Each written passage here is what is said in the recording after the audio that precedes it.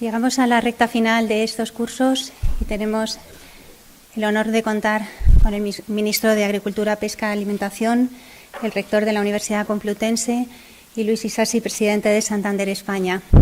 Ha sido 2 jornadas muy intensas en las que no solo hemos abordado el marco normativo de los fondos europeos, las características principales, sino también hemos hecho zoom en algunos aspectos que hemos considerado de mucho interés para nuestra economía. Entre otras cosas, la digitalización de las pymes, el sector agroalimentario. Ayer por la tarde tuvimos una interesantísima conferencia sobre upskilling y reskilling. Ya que estamos en la universidad, consideramos que el talento es fundamental para poder hacer una correcta ejecución de los fondos europeos. Y nada más, quería agradecer al ministro por estar aquí esta tarde con una agenda muy complicada. Sabemos además que estamos en plena negociación de la PAC y especialmente agradecemos su presencia. Muchas gracias a todos los que están aquí, los que nos han estado escuchando por streaming. Sabemos que las circunstancias son complicadas, pero lo importante es que hemos podido estar aquí estos 2 días compartiendo y bueno, en una institución tan relevante como es la Universidad Complutense. Muchísimas gracias.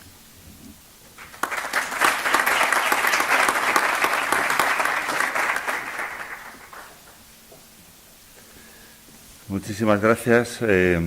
Bueno, yo creo que, aunque son de todos conocidos, debo presentar a mis compañeros. Me voy a quitar la mascarilla, yo creo, ¿no? Sí, ministro, yo estoy vacunado y todo, y he pasado la enfermedad también. Buenas tardes a todos y a todas. Para mí es un honor presentar a mis compañeros de estrado, en este caso no de mesa. En el extremo izquierdo del estrado está don Luis Isasi Fernández de Bobadilla, presidente de Santander España. Es un honor. Y inmediatamente después, a su derecha, don Luis Planas Puchades, ministro de Agricultura, Pesca y Alimentación del Gobierno de España. Yo voy a decir que tengo, como profesor de universidad, soy por lo tanto investigador y docente, tengo 2 ministros, que es el ministro de Universidades y la ministra en este momento de Ciencia. Pero como soy veterinario tengo un tercer ministro, que es el ministro de Agricultura, y para mí es el mayor honor que he podido tener estas 2 semanas, estar al lado de mi jefe como veterinario. Es verdad que es uno de los ministerios para mí, porque lo llevo en la genética, porque lo llevo en mi profesión, para mí más importante de España. Es el ministro que lleva uno de los sectores más importantes, el agroalimentario, una referencia internacional, y de verdad que es para mí un tremendo honor. Muchas gracias, ministro, por defender el sector, por defender a algún sector que es estructural en nuestro país y que hace nuestra nación una nación más grande. Ahora lo contará él mucho mejor que yo, pero somos una potencia mundial exportando y nos da muchísima riqueza, crea muchos puestos de trabajo, crea investigación, crea saber, y de verdad que es un honor. ¿Qué voy a hablar del Grupo Santander? La Universidad Complutense no sería nada sin el Grupo Santander. Estos cursos de verano no se podrían realizar sin el apoyo desde hace ya muchísimos años del Grupo Santander, y estamos muy orgullosos de esta colaboración que no solo se queda en los cursos de verano, sino en muchísimas otras cosas. Así que muchísimas gracias por todo, Isabel, compañeros del Grupo Santander, Susana. Para nosotros es, como siempre, un honor colaborar con vosotros. La verdad que yo agradezco a las personas que han coordinado y han hecho que sea posible este curso, con un título tan importante como los fondos europeos, reto, oportunidad para la transformación de España. Estos fondos son necesarios. Sin duda, este país, como todo el globo, ha sufrido muy duramente esta pandemia. Yo me dedico a pandemias, me dedico a enfermedades infecciosas y sé lo que supone esto. Yo espero que nuestro país, España, sea mejor dentro de unos años, cuando superemos este dolor, esta pérdida. Yo he perdido a varios compañeros, entre otros un vicerrector en la primera semana de esta terrible pandemia, de este maldito virus, pero creo que si luchamos todos juntos y sin olvidar lo que está pasando en otros continentes, en Asia, en África, en Latinoamérica, donde el virus va a seguir circulando, no tienen la suerte que tenemos nosotros de disponer de vacunas, que eso lo sabe muy bien el ministro. Ha sido un pequeño, gran milagro de la ciencia y la investigación el tener no solo una vacuna en un año, básicamente en un año, o en menos de un año, sino tener muchas vacunas. Ahora tenemos que trabajar de forma global para dar respuesta a esta terrible pandemia, porque no podemos quedarnos en vacunarnos nosotros en Occidente y pensar que esto se ha terminado. Tenemos que trabajar para que todo el globo disponga de estas vacunas. Es verdad que con estos fondos que nos van a ayudar en 3 áreas fundamentales, pero muchas más, como la internacionalización, la digitalización y la sostenibilidad, son hechos que han venido para quedarse. Tenemos que ser más sostenibles, más globales, de una forma diferente a lo que éramos hasta ahora. Este virus nos está enseñando muchas cosas, que ahora me referiré, y tenemos que ser sobre todo más sostenibles, mucho más sostenibles. Es verdad que la globalización hasta hace unos años o unos meses era de una forma mucho más rápida, más intensa. Quizás este virus nos está enseñando que quizás nos movemos demasiado, somos unas sociedades, las de occidentales, muy envejecidas y estamos demasiado estresados, inmunosuprimidos, y por eso encuentra un lugar para prosperar. Tenemos que hacer una sostenibilidad, una internacionalización de otra forma. Este virus nos está enseñando a trabajar de otra forma. El ministro lo sabe mejor que yo. Las personas viajan, pero los animales también viajan, y viajan mucho más que las personas. Y las personas y los animales distribuimos patógenos. Y por tanto tenemos que vigilar, que es lo que hace el ministro y su equipo, vigilar, prevenir, luchar contra evitar que estas pandemias surjan y que cuando surjan evitemos que pasen al ser humano o a nuestros animales. La labor del ministerio que dirige nuestro querido ministro es fundamental para nuestro bienestar.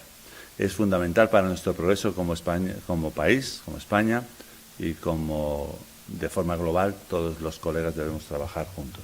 Esto es un trabajo transversal y desde luego hace falta dinero, sin duda, y estos fondos van a ser extraordinarios, querido ministro, pero tenemos que aprovecharlos. Y eso pasa por una formación en todos los sentidos, no solo universitaria, que también, sino en todos los sentidos. De la crisis se sale con formación, con investigación y con transferencia. Hemos aprendido que España no estaba preparada, como otros muchos países europeos y occidentales, no estaba preparada para responder de una forma rápida a una pandemia como esta. No estábamos preparados para producir vacunas. De hecho, las vacunas se van a producir en laboratorios de veterinaria, en laboratorios que producen vacunas de veterinaria, que tienen los estándares más extraordinarios que ustedes se puedan hacer idea. Los laboratorios de veterinaria, de sanidad animal, son capaces de hacer unos diagnósticos masivos, que estamos acostumbrados y que lideran los equipos del Ministerio. Por tanto, esta pandemia nos está enseñando que tenemos que trabajar juntos de una forma totalmente transversal y holística. Y tenemos que aprender de este ensayo, porque alguna vez es probable, ojalá no lo veamos, pero alguna vez puede venir un virus que tenga una tasa de mortalidad mucho más alta que esta. Entonces tenemos que estar preparados, tenemos que ser generosos, tenemos que ser globales, tenemos que colaborar y cooperar con el resto del mundo, porque frente a las pandemias se lucha trabajando todos juntos. Y todos juntos es todas las personas, todos los países de todos los continentes y de un lado y otro del globo. Así que muchísimas gracias por la organización de este curso, directora. Es un honor que hayas podido hacerlo. Sé que ha creado muchísimas expectativas porque estamos en el momento para organizar acciones formativas como esta. No puede ser más oportuno y estoy muy agradecido a los directores, a la secretaria y al Grupo Santander por habernos permitido tener, entre otros, a ponentes como las dos personas que van a seguir en el uso de la palabra. Así que sin más dilación y agradeciendo a todos los que han hecho posible que se haya desarrollado este curso tan importante, cedo la palabra a don Luis Isasi Fernández de Bobadilla, presidente de Santander de España. Luis.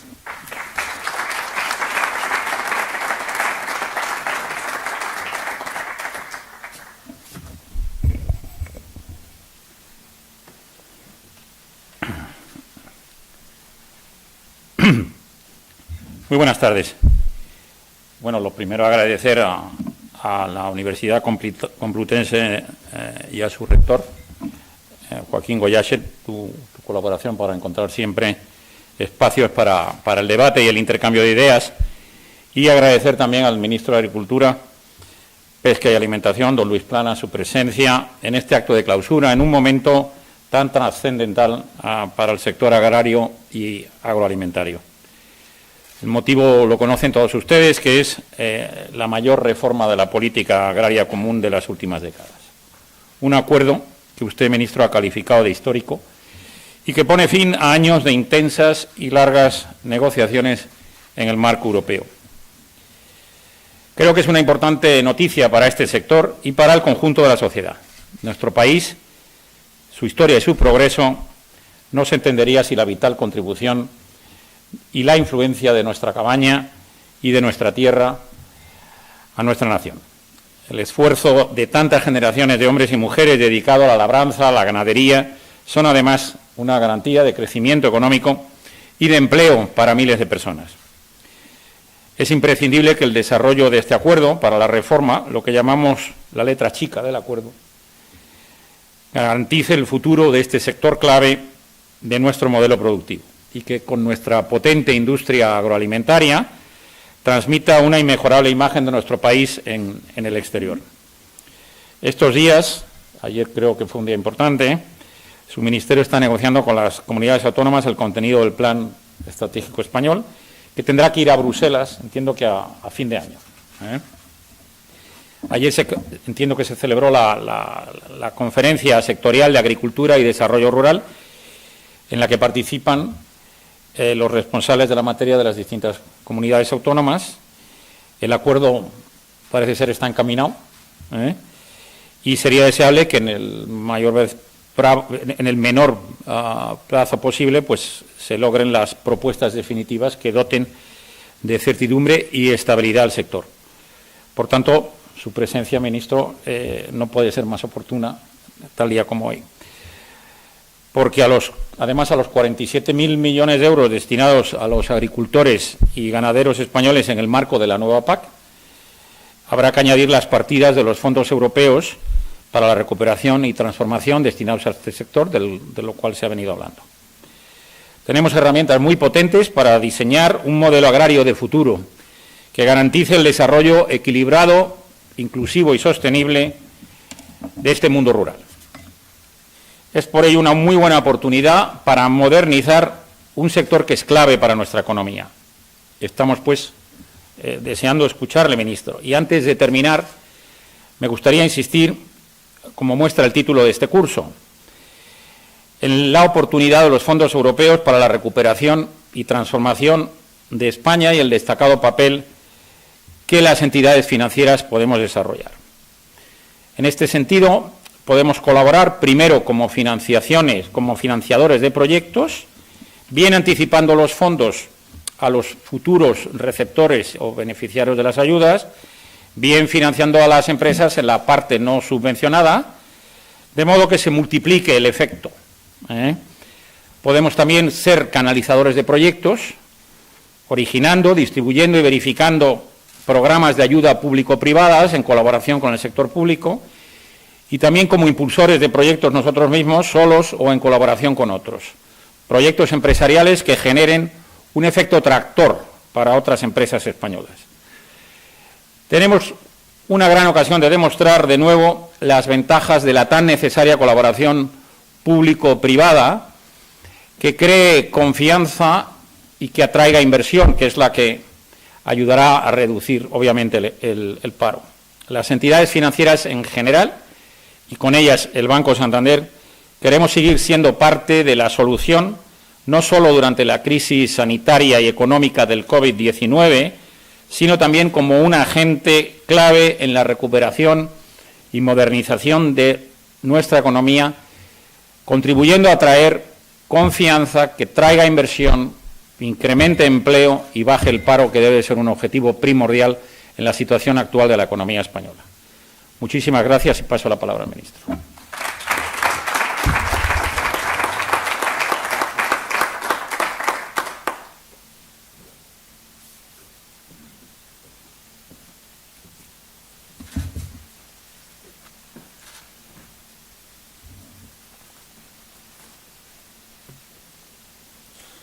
Bueno, pues muchas gracias, muchas gracias por la oportunidad de participar en este acto de clausura de este curso sobre retos y oportunidades de los fondos europeos para la transformación de España, y le doy las gracias al rector de la Universidad Complutense de Madrid, también al presidente de Santander España, a la directora del curso, al director de los cursos de verano y a todos ustedes, señoras y señores, por la oportunidad que me dan de poderme dirigir a ustedes esta tarde aquí en el Escorial. La verdad es que lo estaba pensando cuando venía hacia acá. He intervenido al menos como ponente, panelista y no sé qué otra condición, al menos 3 o 4 ocasiones, 3 que recuerde, y sobre temáticas totalmente diversas en estos cursos de verano. Me parecen una oportunidad absolutamente maravillosa, que además tiene mucho que ver con la idiosincrasia de nuestro país, de España, el afán de conocimiento, pero también el afán de intercambio y de vida social e intelectual que tenemos los españoles y las españolas. Y me gusta mucho, sinceramente, que en este año 2021, en esta 34ª ocasión, tengamos ocasión de vernos aquí y de ver a quien no los vemos, pero nos ven, a quienes nos siguen por streaming en este curso, en esta clausura de curso. Y la verdad es que el tema es tremendamente interesante. He comprobado pues todas las ponencias y las sesiones del curso, y realmente una felicitación a la directora. Creo que han cubierto magníficamente muchos de los aspectos básicos de un tema que realmente puede alcanzar, por su temática y por su contenido, pues muchos aspectos y muchos temas. Un tema al que, debo decir, personal y biográfica y profesionalmente he estado siempre vinculado. He dedicado más de la mitad de mi vida profesional, bastante más de la mitad, a Europa, a la Unión Europea, pero siempre bajo una perspectiva española. He defendido y he trabajado sobre temas europeos en nuestro país, y he trabajado en Europa y por Europa, siempre con una visión española en Bruselas. Y efectivamente, esta problemática que ahora se nos plantea y esta utilización de los fondos, como decía muy bien el rector hace un momento, creo que es un reto, es un gran reto nacional para todos nosotros, y al mismo tiempo es una gran oportunidad. Recuerdo aquella cita que tan utilizada, ¿no?, en relación pues de Ortega, en relación con Europa como oportunidad o como problema. Para España siempre ha sido una oportunidad, una solución y nunca un problema. Y una vez más, Europa está ahí respondiendo a lo que creo que es una necesidad nacional, y más en este momento. Una necesidad nacional que también es una necesidad europea.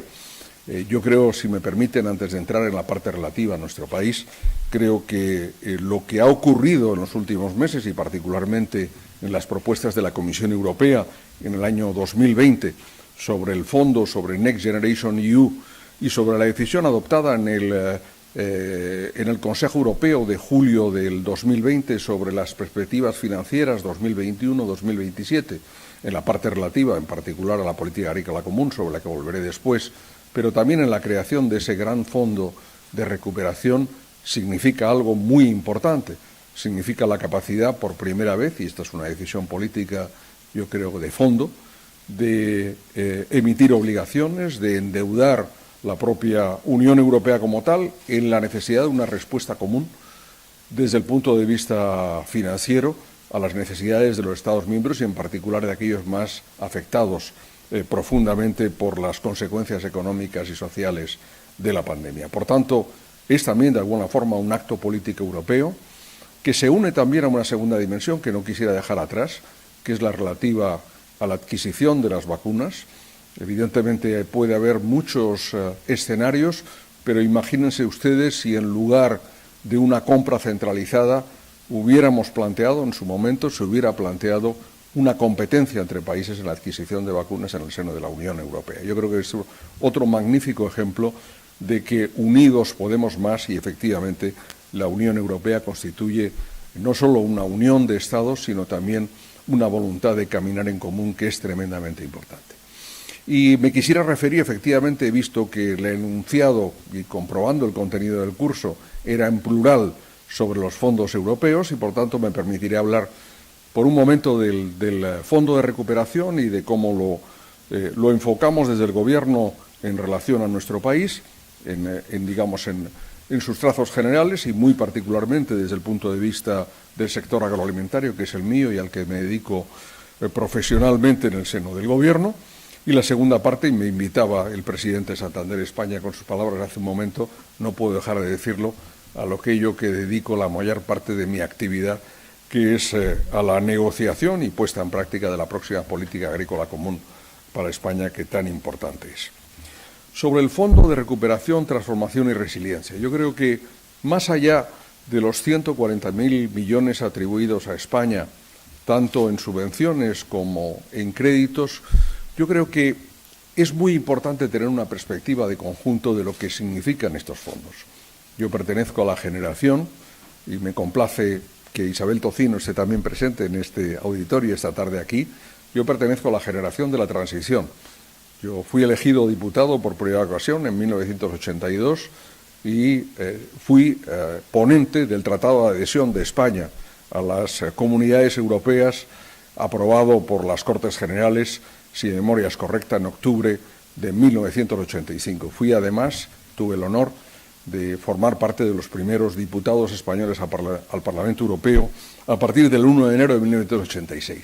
Y, efectivamente, la perspectiva de aquellos años, la perspectiva de la transformación de la Unión Europea, desde el momento del ingreso de España y de Portugal, del Acta Única, del Tratado de Maastricht, del Tratado de Lisboa, es decir, de toda la evolución que hemos tenido, muestra claramente que efectivamente ese contrapeso entre lo que era a partir de 1992 el gran programa de Jacques Delors sobre la creación de un mercado interior sin fronteras, desde España proporcionamos sin duda un elemento que fue fundamental, que era el relativo a la cohesión económica y social y, en definitiva, la necesidad de ayudar en esto que ahora se denomina, en relación con la transición ecológica, la transición justa, es decir, ayudar a aquellos que efectivamente deben modificar su actividad productiva con ocasión de los retos climáticos.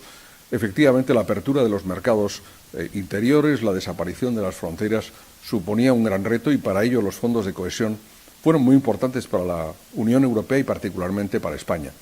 Los fondos estructurales, sin duda, y también el fondo de cohesión. Aquel fue un momento muy importante, se han publicado estudios sobre la materia y evidentemente aquella inversión lo fue desde el punto de vista cuantitativo, inclusive superior a la que supuso el Plan Marshall después de la Segunda Guerra Mundial, aunque políticamente, lógicamente, la memoria del Plan Marshall es superior por las circunstancias tan dramáticas en las que, y el contexto en el que se produjo. Decía esto porque para mí comparar el momento actual teniendo esa perspectiva histórica, quizás lo sea para muchos de los presentes, para otros no, tiene esa referencia. Y esa referencia de pasado significa una referencia política y también una referencia cuantitativa. Desde el punto de vista político es de nuevo un punto de inflexión. Lo es por muchas razones. Lo es como país, para España, lo es para la Unión Europea y lo es para el mundo. Estamos en 2021, estamos fijándonos objetivos globales 2030 y 2050. A mucha gente le parecen muy lejanos. Yo creo que hay que tener la visión puesta en el presente y, por supuesto, en los que vivimos y trabajamos en el presente, pero también tener una visión y una dirección de futuro. Evidentemente, el viento solo sopla a favor de aquel que sabe a dónde va y tenemos que saber a dónde vamos. Y yo creo que la referencia a 2030, yo diría como referencia intermedia, y la referencia a 2050, ayer la Comisión Europea publicaba una serie de propuestas legislativas tremendamente ambiciosas de cara a los objetivos en materia de neutralidad climática, creo que son muy, muy importantes. Y por eso, en esa perspectiva, ya no solo política, pero sino también financiera, estos fondos son, en un periodo más breve, una cantidad superior, por tanto, más intensa. Y debo decir también, con una perspectiva diferente, porque decía el presidente de Santander España hace un momento, y con mucha razón, querido Luis, que te mencionabas la cooperación de las entidades financieras y el sector privado. Me parece tremendamente interesante. No era la perspectiva de origen de los fondos estructurales, que era simplemente una inyección de fondos públicos. Yo creo que esta es una perspectiva distinta que tenemos que tener muy presente en relación con la aplicación de los fondos del programa de recuperación, transformación y resiliencia. Tenemos que conseguir ese efecto multiplicador y especialmente en dos ámbitos que son las clave, la digitalización e innovación y, evidentemente, la sostenibilidad del conjunto de nuestra economía. Por tanto, yo creo que ahí tenemos un buen instrumento que tenemos que aplicar muy bien, en el cual es sin duda la tarea del Gobierno del que me honro en formar parte, que se reúne, por supuesto, en Consejo de Ministros cada martes, pero también en Comisión Delegada de Asuntos Económicos cada viernes, y debo decir que de forma muy intensa en relación con los temas relativos al plan de recuperación. Por tanto, creo que esa es una perspectiva inmediata muy, muy importante en la que no podemos fallar como país.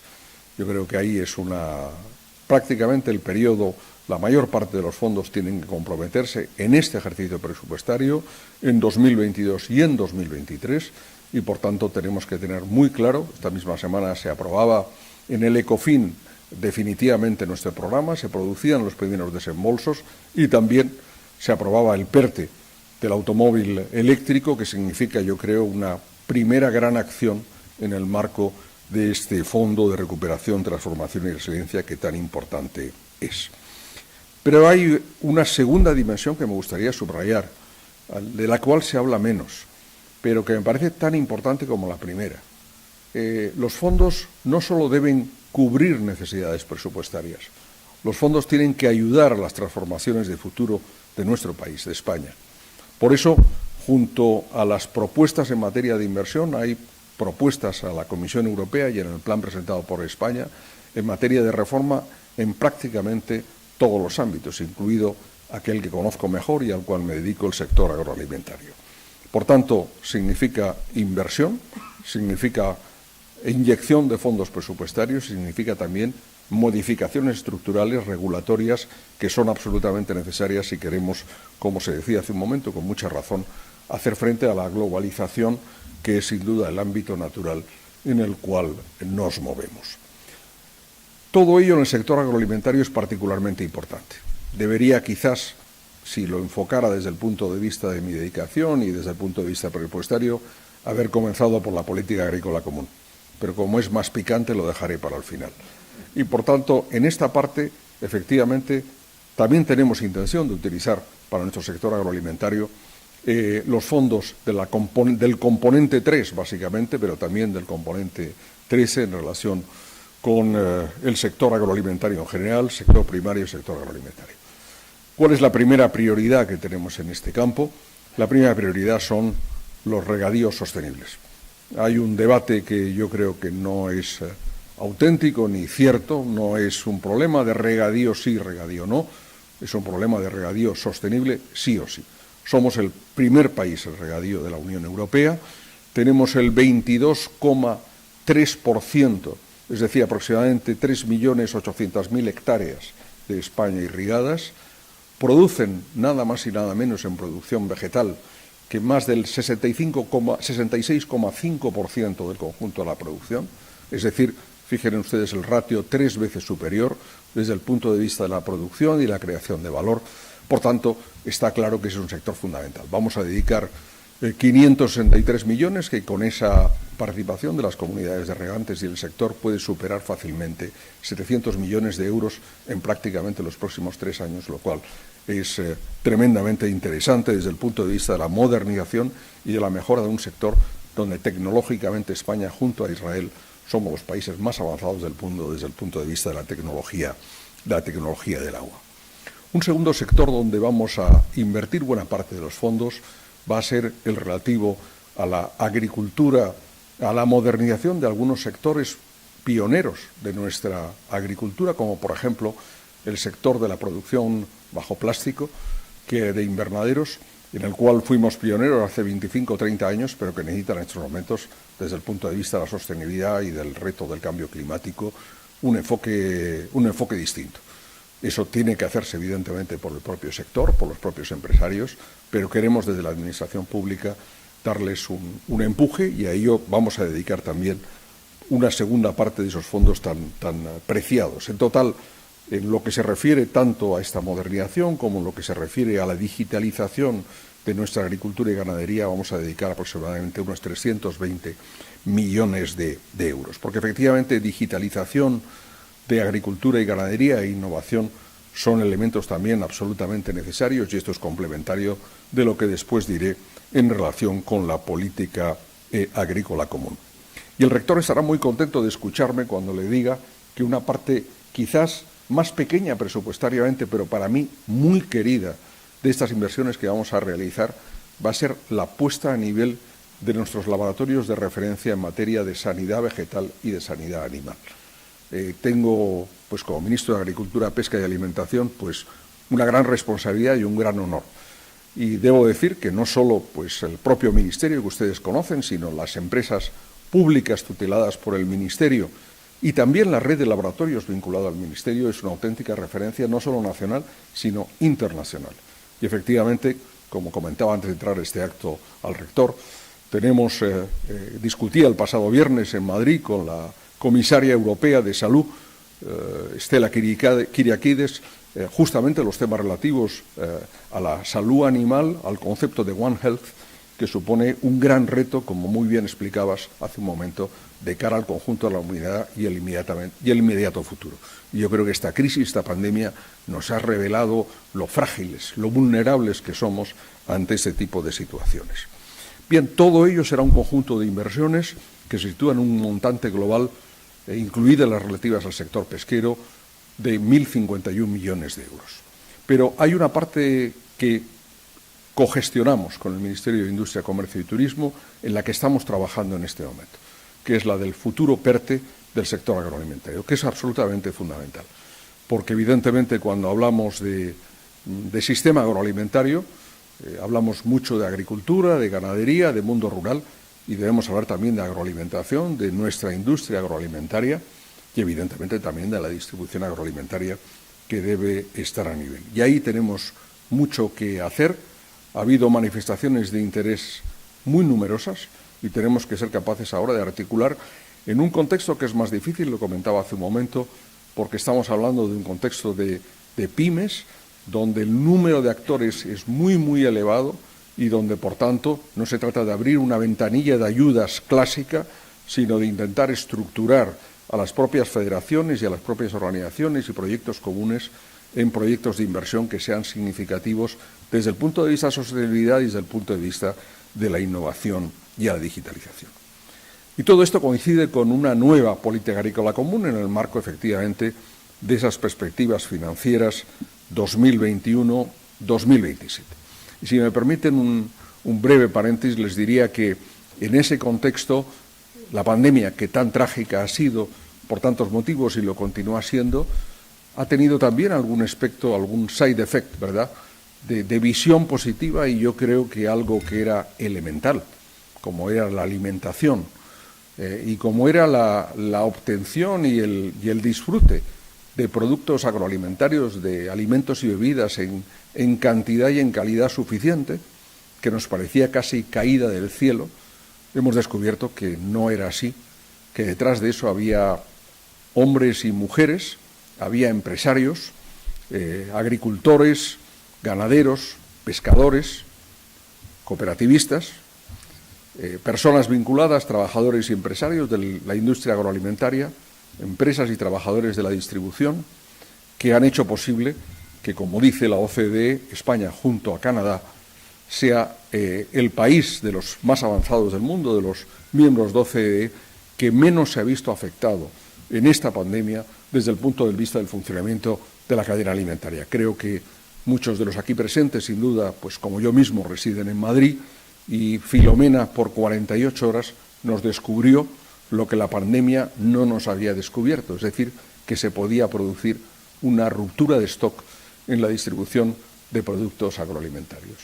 Yo creo que eso ha sido una buena lección, porque el aprender que el sector agroalimentario es un pilar fundamental de nuestra sociedad, yo diría que aprenderlo, reaprenderlo o valorarlo, nos sirve también para considerarlo como lo es, no solo como el 11% globalmente como sistema de nuestro Producto Interior Bruto, sino también, y los 2.080.000 personas vinculadas a él, sino también como un elemento fundamental de este proceso de recuperación. Y, de hecho, y sin duda el presidente de Santander lo podría explicar mejor que yo, el interés empresarial y de los inversores en este sector es en este momento tremendamente alto, y lo vemos perfectamente las cotizaciones en relación, pues lógicamente, con la superficie agraria y también en todos los proyectos de inversión que existen en relación con el inmediato futuro. Y efectivamente esta nueva política agrícola común supone, en el marco de las perspectivas financieras de la Unión Europea, aproximadamente el 30%. Es una cantidad realmente formidable.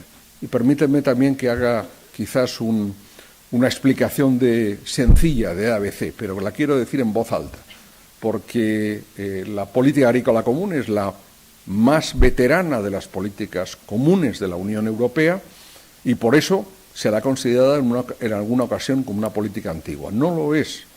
Primero, porque responde a una necesidad, como la de la alimentación, absolutamente necesaria para todos los seres humanos.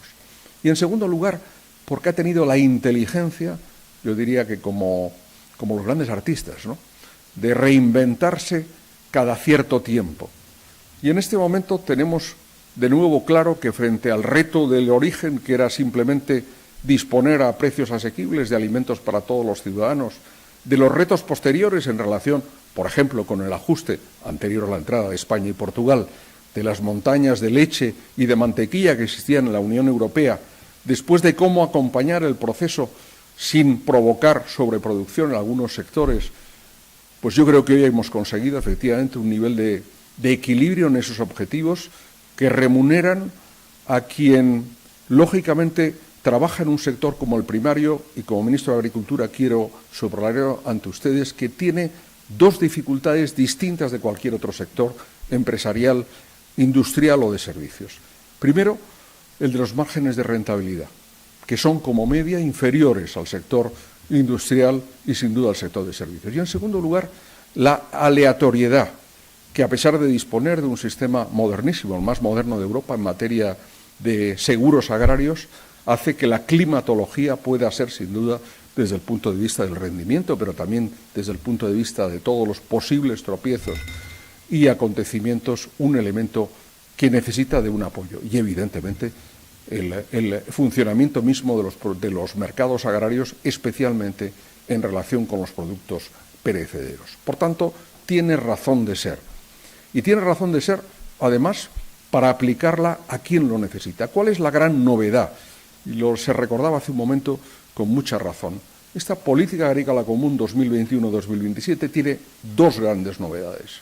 El que los Estados miembros hemos discutido unos reglamentos comunitarios, pero que la legislación española no será exclusivamente la traslación de los reglamentos comunitarios, sino que en esta ocasión tenemos que presentar ante la Comisión Europea y la Comisión debe aprobarnos un Plan Nacional Estratégico de España que supone, lo comentaba con Jaime Lamo de Espinosa hace algunas semanas, lo he comentado varias veces con él, supone prácticamente la primera vez que en el último medio siglo se hace un análisis de base cero del conjunto de nuestro sector primario. Por tanto, tenemos identificada y radiografiado, y les invito a quienes de ustedes puedan estar interesados en ello, que consulten la página web del Ministerio, donde están colgados todos los documentos que se han producido en relación con cada sector y subsector, que son tremendamente interesantes. En segundo lugar, hemos hecho evidentemente un análisis de debilidades, de oportunidades, de todos esos sectores y subsectores. Hemos hecho una definición de intervenciones y ahora estamos en algo que es tremendamente complejo y tremendamente difícil y al mismo tiempo necesario, como es alcanzar, como se mencionó hace un momento y era el trabajo que efectuábamos ayer en conferencia sectorial, de presentar unas líneas de trabajo comunes al conjunto de España para la elaboración de ese Plan Estratégico Nacional. Vuelvo un momento atrás. 47.724 millones de euros para el periodo 2021-2027. Exactamente, si lo comparan ustedes en precios corrientes, una cantidad equivalente a la del 14-20, exactamente 0,16% más. O sea, prácticamente la misma cantidad, pero con un dato muy importante, con unos ingresos de las arcas comunitarias un 15% inferiores como consecuencia de la salida del Reino Unido de la Unión Europea. Por tanto, en mi opinión, un gran logro por parte de la Unión Europea y particularmente por parte de España en el logro de esos fondos. En segundo lugar, una discusión tremendamente complicada que concluyó el pasado día 28 de junio en Luxemburgo, de los 3 reglamentos comunitarios que articulan la nueva política agrícola común. En efecto, partimos de unas propuestas de la Comisión presidida por Jean-Claude Juncker. Hemos estado prácticamente, yo tomé posesión el 7 de junio del año 2018.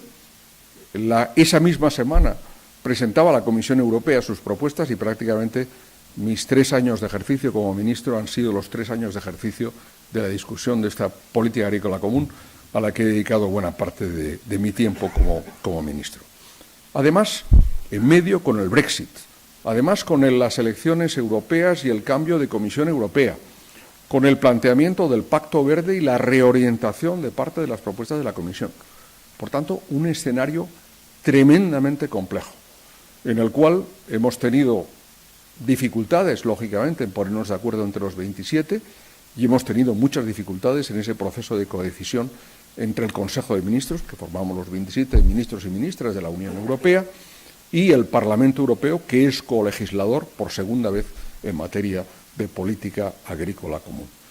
Y esa complejidad nos ha llevado un tiempo y hemos conseguido, yo creo, un modelo que debe asegurar las 2 patas que yo creo que son las fundamentales desde el punto de vista de los retos del inmediato futuro. El primero es la rentabilidad. Evidentemente, la política agrícola común lo que busca es apoyar la renta de los agricultores y ganaderos que así lo necesitan. Y yo creo que ese elemento de rentabilidad tiene que ser un elemento de equilibrio siempre presente con los elementos de sostenibilidad. El que, en este caso, en España, vayamos a dedicar el 60% de las ayudas directas a la ayuda a la renta y la sostenibilidad, incluyendo la antigua condicionalidad verde, más el 25% que vamos a dedicar a los nuevos ecoesquemas, que son instrumentos de lucha contra el cambio climático y de preservación del medio ambiente, del suelo, del agua, del aire, de la biodiversidad y del paisaje, es fundamental, por no mencionar los otros elementos tanto en el primer pilar como el relativo al desarrollo rural. Por tanto, este conjunto de fondos tenía ese primer problema y, por tanto, hemos tenido también que discutir con el Parlamento Europeo y con la Comisión Europea. Ha sido el elemento probablemente de mayor complejidad de cómo se evaluaban desde el punto de vista ambiental y no solo económico ese conjunto de planes estratégicos nacionales y cada uno de ellos en singular. Yo creo que hemos encontrado un buen punto de equilibrio, pero evidentemente los progresos y los proyectos de la Comisión Europea, por ejemplo, los relativos a las propuestas en materia que me parecen absolutamente lógicos y necesarios, como la granja a la mesa, es decir, fijar objetivos ambiciosos de aquí a 2030, tanto en materia de producción ecológica, paréntesis, pequeño box. España presentábamos el Ministerio esta misma semana los datos de producción ecológica. Tenemos el 10% de la superficie agraria útil de España en producción ecológica. Somos el primer país de la Unión Europea en producción, no en consumo, pero sí en producción en estos momentos, y sin duda es un nicho de futuro, y ahí apunta con un objetivo 2030 global para la Unión Europea de un 25%. O en materia de reducción de la utilización de productos fitosanitarios, o en materia de la reducción de la utilización de plaguicidas, o en materia de reducción de utilización de productos antibióticos en relación con la alimentación animal. Por tanto, un conjunto de orientaciones que hacen que de aquí a 2030 se vaya a producir, yo creo que un gran cambio, si quieren ustedes llamarlo así, revolución, pero sin duda un cambio, una reforma profunda en el enfoque de todos nuestros sistemas productivos agroalimentarios. Desde el punto de vista, sin duda, de la rentabilidad, sin duda de la sostenibilidad y también, evidentemente, para responder a las nuevas necesidades de los ciudadanos y de nuestras sociedades que requieren cada vez más productos más naturales, más sanos, desde el punto de vista del consumo. Por tanto, son muchos los retos a los que nos enfrentamos y yo creo que en este contexto es muy importante no solo el acuerdo sobre los fondos, el acuerdo sobre los reglamentos, sino que ahora, de aquí al fin de año, seamos capaces en España de recorrer un camino común para la redacción y presentación en Bruselas de ese Plan Estratégico Nacional de España. Y estamos en ello. Y quiero subrayar la cooperación que hemos tenido de todas las comunidades autónomas, sin reserva, las 17, de las organizaciones profesionales agrarias, de las cooperativas agroalimentarias, cuyo presidente se encuentra en este momento aquí en esta sala, el amigo Ángel Villafranca. Y también, debo decirlo, de la industria agroalimentaria, de las organizaciones ambientales y de las organizaciones de la sociedad civil de nuestro mundo rural. ¿Qué es lo que tenemos que hacer? Bueno, decía que el día 28 de junio nos pusimos de acuerdo entre 27 Estados miembros. Ahora nos toca la tarea compleja de ponernos de acuerdo en España entre 17 comunidades autónomas, que tenemos unos sistemas agronómicos absolutamente diversos. Tenemos en el Cantábrico prácticamente producciones continentales centroeuropeas y tenemos en el sur, en Málaga o en Granada, producciones que son de hecho subtropicales. Bueno, por no hablar del este y del oeste. Por tanto, es posible en ese contexto y en el actual contexto político, del cual no me escapo como miembro del Gobierno y como político que soy, ¿es posible llegar a un acuerdo? Yo creo que sí. Primero, porque soy un voluntarista y porque soy un optimista. Y segundo, porque yo creo que España lo necesita. Necesitamos acuerdos y necesitamos acuerdos en temas que son de absoluta necesidad. ¿Por qué se llega a un acuerdo en Europa? Porque al final tiene que llegar de alguna forma el consenso entre los 27.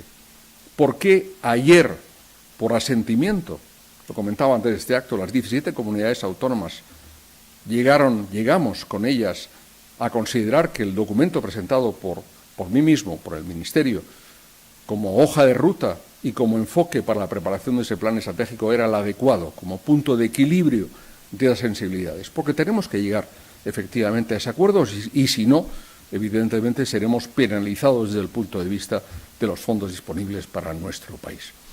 Y ahí me gusta ver también las dos caras de la moneda. Yo he sido consejero de una comunidad autónoma muy importante y, por tanto, he conocido la otra cara de la moneda y, por tanto, comprendo perfectamente, hace un momento participaba en la sesión anterior, la consejera de Andalucía, y respeto mucho los puntos de vista, los comparo con los consejos europeos, ¿no?, de cada uno de los consejeros y consejeras expresando el punto de vista de su comunidad autónoma, los acuerdos alcanzados con las relaciones agrarias y con su Parlamento autonómico. A continuación, lógicamente, se reflejan en la conferencia sectorial y al final hay que llegar a un acuerdo y hay que llegar a un equilibrio. Y ahí está la honrosa, difícil, ingrata, pero al mismo tiempo feliz tarea del ministro, haciendo y proponiendo sobre la mesa un documento que tiene que servir de guía para todo ello.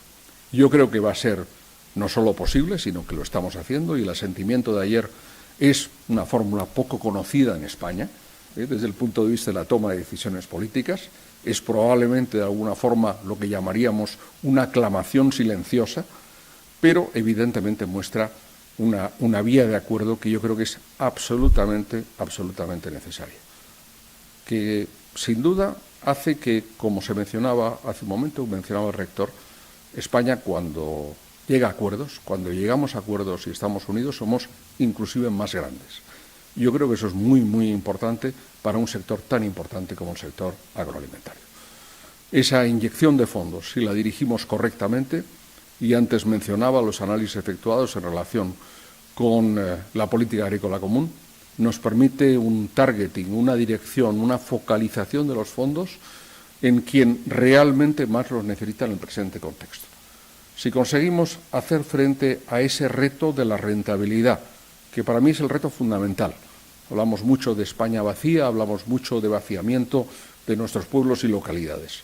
No hay vaciamiento cuando hay una empresa rentable, cuando hay una actividad y una explotación rentable. Y, por tanto, la rentabilidad es el punto de partida. Pero, además de esa rentabilidad, evidentemente, la innovación y la digitalización, que son los retos del momento, como lo son también la sostenibilidad, y un objetivo humano y social que me parece absolutamente fundamental, el relevo generacional en nuestro sector primario. 2/3 de nuestros agricultores y ganaderos tienen 55 años o más. Por tanto, en los próximos 10 años se plantea una renovación del conjunto del sector. Una renovación que no va a ser cuantitativamente equivalente. Es evidente que se va a producir en términos de población ocupada una disminución en el sector primario, y es absolutamente lógico. Y el proceso de tecnificación acelerado va a producirlo aún más. pero serán agricultores y agricultoras, ganaderas y ganaderos de mentalidad y de formación absolutamente diferentes. Son la generación digital que está ahí, y yo cada día en la visita a explotaciones, a cooperativas, los veo y hablo con ellos. Y efectivamente esa nueva generación es la que va a enfocar el futuro y a la que nos debe dirigir. Y en último lugar, pero no por ser lo menos importante, el papel central que juega la mujer en el medio rural y el reconocimiento de su papel. Lo he discutido mucho con cooperativas agroalimentarias de España. Creo que Jerónima Bonafé estaba también en una sesión anterior, al menos he visto su nombre. Es la miembro del Consejo Rector de las cooperativas agroalimentarias. Es muy, muy importante. ¿Qué significa eso? Pues, por ejemplo, que de las incorporaciones en el sector ganadero, una gran mayoría son mujeres.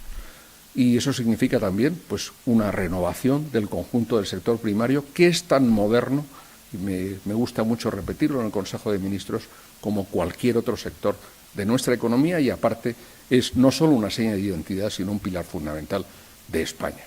Por tanto, tareas muy importantes, a los cuales los fondos europeos de los que estamos hablando suponen un gran reto, pero también una gran oportunidad, y sin duda una tarea común, que es la del conjunto de la sociedad española, la tarea del Gobierno de España, la tarea de las comunidades autónomas en el ámbito público, pero también la tarea, evidentemente, de los empresarios, del sector agroalimentario, de nuestros agricultores, de nuestros ganaderos, también de nuestros pescadores, en esa tarea de intentar crear riqueza, de crear empleo y, en definitiva, de crear futuro. Yo lo decía antes y lo reitero, soy un optimista racional, pero optimista.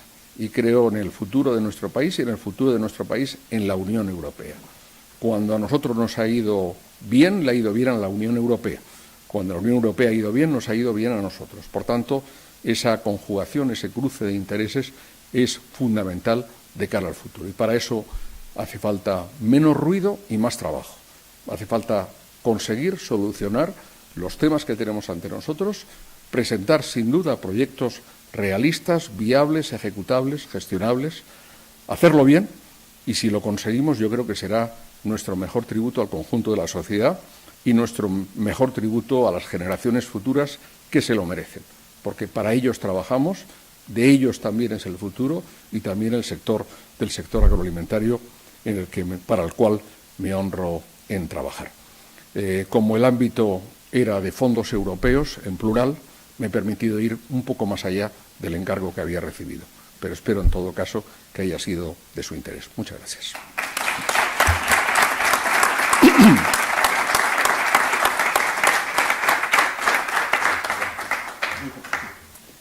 Bien, en la emoción de mi intervención he olvidado mencionar que declaro oficialmente clausurado este curso. Muchas gracias.